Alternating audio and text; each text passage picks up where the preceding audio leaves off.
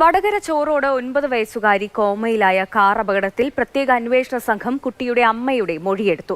കുട്ടിയെ ഇടിച്ച ശേഷം നിർത്താതെ പോയ കാർ കണ്ടെത്തുമെന്ന് അന്വേഷണ സംഘം ഉറപ്പു നൽകിയതായി കുട്ടിയുടെ അമ്മ സ്മിത മാതൃഭൂമി ന്യൂസിനോട് പറഞ്ഞു. കാർ കണ്ടെത്താത്തത് പോലീസിന്റെ ഗുരുതര അനാസ്ഥയെന്ന് കുടുംബം കുറ്റപ്പെടുത്തിയിരുന്നു. Mathrubhumi news follow up. ഒരു മനുഷ്യപ്പറ്റുള്ള ഒരാളാണെങ്കിൽ എങ്ങനെയായാലും ഒന്ന് ഹാജരാവില്ല. അവർക്ക് അന്നേ ഹാജരായിട്ടുള്ള ഒരു കുഴപ്പം ഉണ്ടാവില്ലല്ലോ. കറക്റ്റ് കാര്യമില്ല. തീരെ മനുഷ്യപ്പറ്റില്ലാത്തൊരു ഒരാളായിപ്പോൾ സ്കൂളിൽ പോകേണ്ടതും കളിക്കേണ്ട മോളായി കിടക്കുന്നത്. ഒരു കുടുംബജീവിതം താറുമാറാക്കിയ കാർ അപകടം.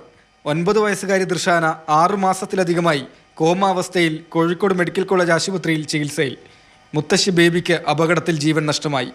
ഫെബ്രുവരി 17 രാത്രി 9 മണിയോടെയാണ് വടകര ചോറോട് വെച്ച് ഒരു വെളുത്ത കാർ ഇരുവരെയും ഇടിച്ചു തെറിപ്പിച്ചത്.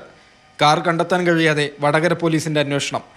ജില്ലാ ക്രൈംബ്രാഞ്ച് ഡിവൈഎസ്പിയുടെ നേതൃത്വത്തിൽ പ്രത്യേക സംഘമാണ് നിലവിൽ കേസ് അന്വേഷിക്കുന്നത്.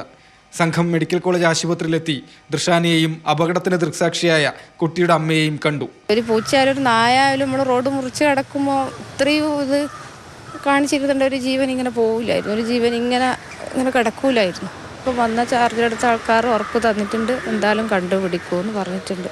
ലഭ്യമായ CCTV ദൃശ്യങ്ങളിൽ നിന്ന് കാറിന്റെ നമ്പർ തിരിച്ചറിയാൻ കഴിഞ്ഞിട്ടില്ല. എല്ലാ സാധ്യതകളും പരിശോധിക്കുന്നുവെന്ന് അന്വേഷണ സംഘം പറയുന്നു. ഇടിച്ചിട്ട കാർ കണ്ടെത്താതെ അപകട ഇൻഷുറൻസ് കുടുംബത്തിന് ലഭിക്കില്ല. സംഭവത്തിൽ സ്വമേധയാ കേസെടുത്ത മനുഷ്യാവകാശ കമ്മീഷൻ പോലീസിനോട് റിപ്പോർട്ട് തേടിയിട്ടുണ്ട്. മാതൃഭൂമി ന്യൂസ്, കോഴിക്കോട്.